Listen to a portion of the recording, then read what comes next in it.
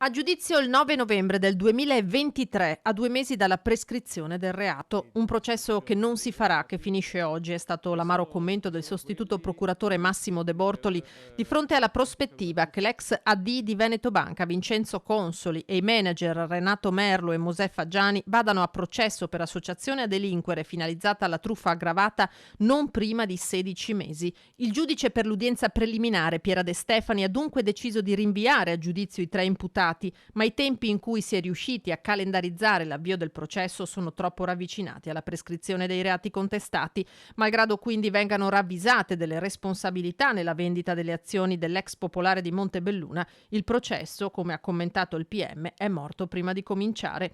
5 gli imputati in questo secondo filone d'inchiesta legato al crack di Veneto Banca. Per gli altri 2 manager, Andrea Zanatta e Giuseppe Cais, il giudice ha dichiarato il non doversi procedere. Lo stesso vale per i fatti antecedenti al 2015 contestati a Faggiani e Merlo, che sono chiamati invece a rispondere, se ce ne sarà materialmente il tempo, delle ipotesi di truffa che, stando alla procura, avrebbero messo in atto successivamente a quella data.